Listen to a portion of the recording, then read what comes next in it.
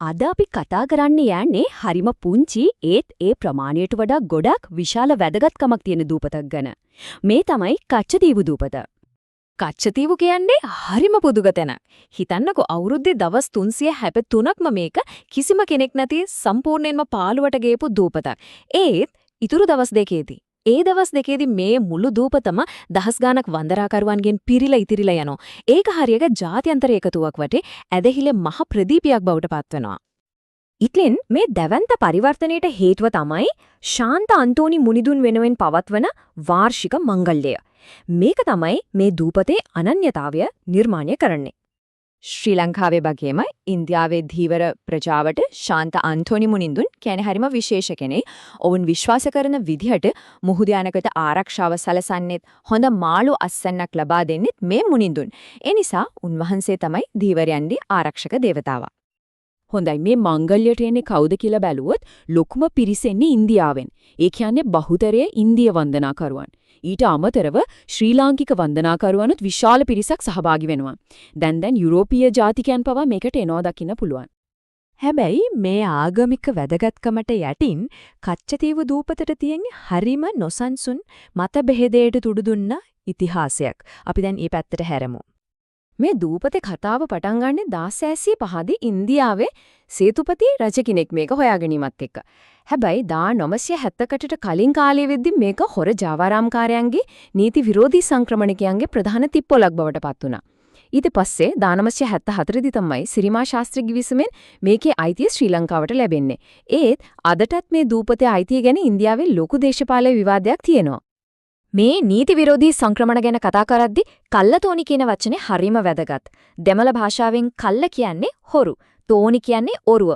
ඉතින් මේ වචනෙන් හැඳින්වුනේ හොර ඔරු වලින් විශේෂයෙන්ම කච්චදීව හරහා ශ්‍රී ලංකාවට හොරෙන් ආපු අයව. ඒකේ කාලේ රටේ ආරක්ෂාවට ලොකු ප්‍රශ්නයක් වුණා. මේ දූපත නිකම්ම නීති විරෝධී සංක්‍රමණ වලට විතරක් නෙමෙයි පාවිච්චි උනේ. ඒක ලොකු ජාවාරම් මධ්‍යස්ථානයක්. ගංජා, අබින් වගේ මද්ද්‍රව්‍ය, සාරි, සුවඳ විලවුන් විතරක් නෙවෙයි විදේශීය චිත්‍රපට පවා මේ හරහා හොරෙන් ගෙනාවා. මේකෙන් වුණේ ඉන්දියාවටයි ශ්‍රී ලංකාවටයි දෙරටටම ලැබෙන්න තිබුණු විශාල බදු ආදායමක් නැති වෙච්ච එක. හොඳයි. දැන් අපි දන්නවා මේ දූපත පාළුයි කියලා. එහෙමනම් කොහොමද දවස් දෙකකට දහස් ගාණක් මිනිස්සුන්ට අවශ්‍ය පහසුකම් සලසන්නේ? ඒක පිටිපස්සේ තියෙන නොපෙනෙන මෙහෙයම ගැන තමයි අපි දැන් බලන්නේ. ඒ දැවැන්ත කාර්යභාරය ඉටු කරන්නේ නාවික හමුදාව.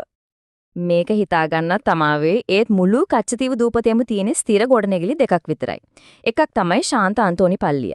අනික නාවික හමුදාවට අයිති පොඩි මධ්‍යස්ථානයක්. එච්චරයි. ඉතින් ගොඩනැගිලි දෙකක් විතරක් තියෙන තැනක දහස් ගානකට අවශ්‍ය හැමදේම දෙන්න වෙන්නේ කොහොමද? මේ සම්පූර්ණ වගකීම තියෙන්නේ ශ්‍රී ලංකා නාවික හමුදාවට. කෑම බීම, බොන වතුර, වැසිකිලි පහසුකම්, වෛද්‍ය ආධාර, විදුලිය, ආරක්ෂාව, ඒ වගේම මිනිස්සු එහා මෙහා ගෙනියන ප්‍රවාහන කටයුතු මේ හැමදේම මුල ඉඳන් අගටම බලන්නේ නාවික හමුදාව. වැදගත්ම දේ තමයි මේක නාවික හමුදාවෙන් නිල රාජකාරියක් නෙවෙයි. ඒත් ඒ අය පුදුම මහන්සියක් කැපවීමක් දරලා තමයි මේ පාළු දූපත දවස් දෙකකට මිනිස්සුන්ට ජීවත් වෙන්න පුළුවන් තැනක් බවට පත් කරන්නේ. ඒක ඇත්තටම ලොකු සේවයක්. හොඳයි මේ විදිහට හැමෝම එකතු වෙලා උත්සවයේ තිබ්බට මේ එකමුතුකම ඇතුලේ යම් යම් ගැටුම්කාරී තැන් දැතුවාම නෙවෙයි. ඉතින් කච්චදීව කියන්නේ පාලමක්ද නැත්නම් දේශ සීමාවක්ද? අපි ඒ ගැන බලමු. මතු පිටින් පේන සහයෝගයට යටින් තියෙන එක ප්‍රධාන ප්‍රශ්නයක් තමයි සනීප ආරක්ෂාව. බලන්න නාවික හමුදාව විශාල වශයෙන් වැසිකිලි පහසුකම් හදලා දෙනවා. ඒත් සමහර වන්දනාකරුවන් තමන්ගේ පැරණි පුරුදු වලටම යන නිසා මේ පුංචි දූපත පුරාම ලොකු සනීප ආරක්ෂක ප්‍රශ්න ඇති වෙනවා. ඒක ඇත්තටම අප්‍රසන්න තත්වයක්. ඊට අමතරව මේ උත්සවය දේශපාලන වේදිකාවක් බවටත් පත් වෙනවා. විශේෂයෙන්ම දීවර අයිතින් ගැන කතා කරන්න. හැම අවුරුද්දෙම මේ ගැන කතා බහ ඇති වුණාට ඒවයින් ස්ථිර විසඳුම් ලැබෙනම හරිම අඩුයි. උත්සවය ඉවර වුණාම ප්‍රශ්න එහෙමම ඉතිරි වෙනවා. ඉතින් මේකෙන් අපිට පැහැදිලිව පේනවා කච්චදීව දූපතේ තියෙන දිබිඩි ස්වභාවය. එක පැත්තකින් ආගමික ඇදහිල්ල නිසා ඇතිවෙන එකමුතුකමක් තියෙනවා. හැමෝම එකට සහභාගී වෙනවා. ඒත් අනෙක් පැත්තෙන් සංස්කෘතික පුරුදු ගැටෙනවා, දීවර ප්‍රශ්න විසඳිලා නැහැ, දේශපාලන වාසි ගන්න උත්සාහ කරනවා. මේ නිසා ලොකු ආතතියකුත් හැම වෙලෙම තියෙනවා. එහෙමනම් අවසාන වශයෙන් අපිට මේ ප්‍රශ්නේ අහන්න වෙනවා. කච්චදීව කියන්නේ ඇත්තටම ඇදහිල්ලෙන් ජාතීන් දෙකක් යා කරන පාලමක්ද?